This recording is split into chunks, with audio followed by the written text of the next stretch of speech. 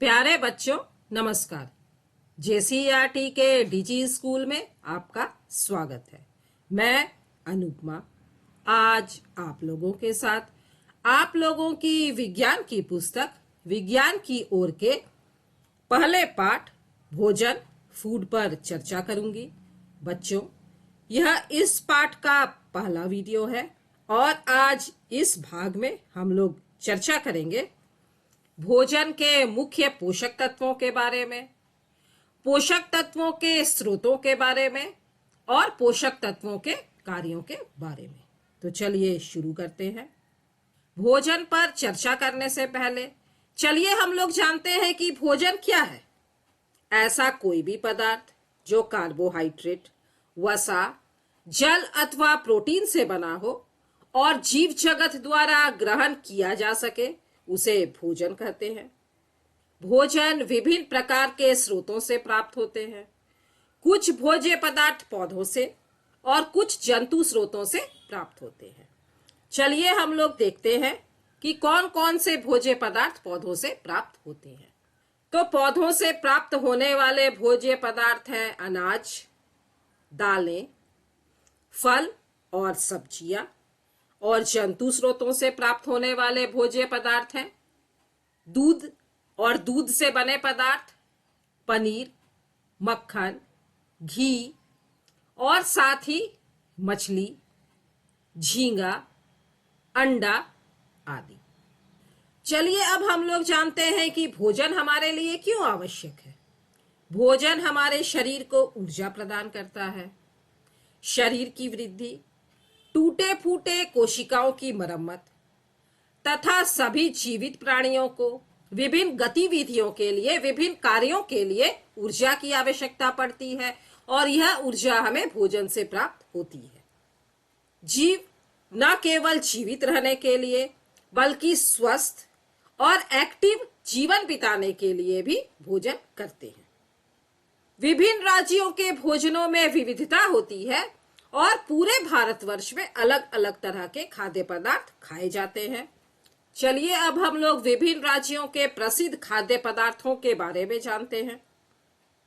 दक्षिण भारत का इडली और डोसा, गुजरात का ढोकला, झारखंड का धुसका और पीठा, पंजाब की मक्के की रोटी और सरसों का साग, महाराष्ट्र का बड़ा पाव, बिहार का लिट्टी चोखा और राजस्थान का दाल बाटी चूरमा। बच्चों, आ गया ना आपके मुंह में पानी? तो अलग अलग राज्यों में अलग अलग तरह के खाद्य पदार्थ खाए जाते हैं, लेकिन भोजन की इस विविधता के पीछे भोजन के आवश्यक घटक हैं जिन्हें पोषक, न्यूट्रिएंट्स कहते हैं। चलिए अब हम लोग मुख्य पोषक तत्वों के बारे में जानते हैं। तो हमारे भोजन के मुख्य पोषक तत्व हैं कार्बोहाइड्रेट, प्रोटीन, वसा, विटामिन और खनिज लवण। इसके अतिरिक्त रुक्षांश और जल भी भोजन के आवश्यक अंग हैं। चलिए अब हम लोग भोजन के मुख्य पोषक तत्वों को देखते हैं। प्रोटीन, कार्बोहाइड्रेट, वसा, विटामिन, खनिज लवण, रुक्षांश और जल। अब हम लोग अलग अलग पोषक तत्वों के स्रोतों को देखते हैं। कार्बोहाइड्रेट के स्रोत क्या क्या होते हैं? अनाज, राजमा, आलू, ब्रेड, सूखे मेवे, गाजर, मकई, चुकंदर, मटर, तरबूज, केला, अंगूर, सेब और गन्ना। इनमें कार्बोहाइड्रेट पाया जाता है। प्रोटीन दो तरह के स्रोतों में पाया जाता है। पादप प्रोटीन जो पौधों से प्राप्त होता है और जंतुओं से प्राप्त होने वाला जंतु प्रोटीन। तो पादप प्रोटीन पाया जाता है राजमा, सूखे मेवे, सोयाबीन, मटर और फलीदार में। और जंतु प्रोटीन पाया जाता है दूध, अंडा, पनीर, मछली और मांस में। वसा भी दो तरह के स्रोतों से पाई जाती है। पौधों से प्राप्त होने वाली पादप वसा और जंतु से प्राप्त होने वाली जंतु वसा।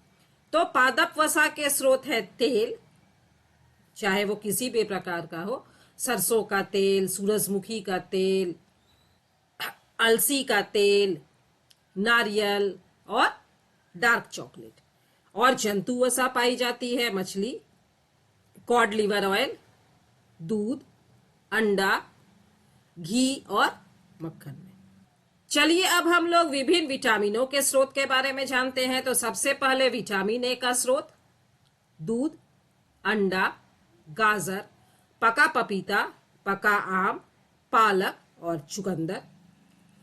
विटामिन बी पाया जाता है विभिन्न प्रकार की दालों में, टमाटर में, गेहूं में, अखरोट में, राजमा में, साथ ही मटर में भी विटामिन बी पाया जाता है।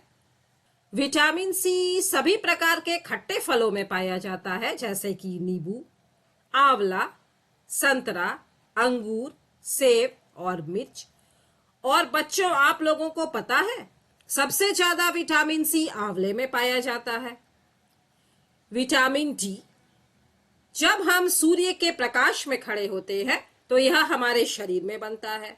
साथ ही विटामिन डी दूध में पाया जाता है, अंडे में पाया जाता है, कॉड लिवर ऑयल में पाया जाता है और मक्खन में पाया जाता है। विटामिन ई के स्रोत हैं एवोकेडो, पालक, अखरोट, सूखे मेवे, गेहूं, अंडा, सूरजमुखी का तेल और मकई। विटामिन के पाया जाता है हरी पत्तेदार सब्जियों, पालक, पत्ता गोभी, ब्रोकली, खीरा, शलजम आदि में। चलिए अब हम लोग खनिज लवण के स्रोतों पर चर्चा करते हैं। तो आयोडीन के स्रोत हैं कॉड लिवर ऑयल, झींगा, दही, अदरक, गेहूं। और आप लोगों ने देखा है कि आजकल नमक में भी आयोडीन नमक मिला होता है, आयोडाइज्ड सॉल्ट बाजारों में पाया जाता है। फास्फोरस के स्रोत हैं दूध, हरी मिर्च, फली, बादाम, केला। लोहा के स्रोत हैं पालक, शलजम, सेब, अनार, गेहूं, सूखे मेवे और मांस। कैल्शियम के स्रोत हैं दूध, अंडा, केला और पालक जैसी पत्तेदार सब्जियां। साथ ही यह कॉड लिवर ऑयल और शलजम में भी पाया जाता है। चलिए अब हम लोग रुक्षांश के स्रोतों के बारे में जानते हैं। दालें, गेहूं, फल, सब्जियां, आलू और जौ। जल पाया जाता है। जल को हम जल मतलब पानी, दूध, चाय आदि के रूप में तो लेते ही हैं। यह नारियल, तरबूज, खीरा, टमाटर जैसे फलों में भी पाया जाता है। तो यह हम लोगों ने देखा कि कौन से पोषक तत्व किन स्रोतों से पाए जाते हैं। चलिए अब हम लोग देखते हैं कि ये पोषक तत्व हमारे शरीर के लिए क्या कार्य करते हैं। कार्बोहाइड्रेट और वसा हमारे शरीर को ऊर्जा देते हैं। प्रोटीन, यह शरीर वर्धक भोजन है, शरीर की वृद्धि में मदद करता है और टूटे फूटे अंगों की मरम्मत में भी सहायक होता है। रुक्षांश, रेशे, बिना पचे भोजन को शरीर से बाहर निकालने में सहायता करते हैं। विटामिन और खनिज लवण हमारे शरीर को स्वस्थ तो रखते ही हैं, साथ ही रोगों से लड़ने में भी हमारी सहायता करते हैं।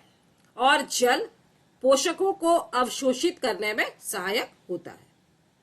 चलिए अब हम लोग विभिन्न प्रकार के विटामिन और उनके कार्यों के बारे में जानते हैं।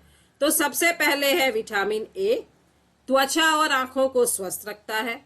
विटामिन बी1 हृदय और परिसंचरण तंत्र को स्वस्थ रखता है। विटामिन सी रोगों से लड़ने में सहायता करता है। विटामिन डी हड्डियों और दांतों के लिए कैल्शियम का उपयोग करने में सहायता करता है। विटामिन ई त्वचा एवं प्रजनन अंग को स्वस्थ रखता है। और विटामिन के रक्त का थक्का जमने में सहायता करता है। बिना विटामिन के रक्त का थक्का नहीं जमेगा और कहीं चोट लगी तो खून बहता ही चला जाएगा। चलिए अब हम लोग खनिज लवणों के कार्यों के बारे में जान लेते हैं। आयोडीन बढ़ते शिशु के दिमाग के विकास और थायराइड ग्रंथि के लिए अनिवार्य है। कैल्शियम और फास्फोरस अस्थियों तथा दांतों के निर्माण में सहायक होते हैं। और लोहा रक्त की लाल कणिकाओं आरबीसी रेड ब्लड कार्पसल्स के लिए आवश्यक है। बच्चों, इस भाग में हमने जाना कि हमारे भोजन में कौन कौन से पोषक तत्व पाए जाते हैं, ये पोषक तत्व किन किन स्रोतों से पाए जाते हैं और कौन से पोषक तत्व किस कार्य में सहायता करते हैं।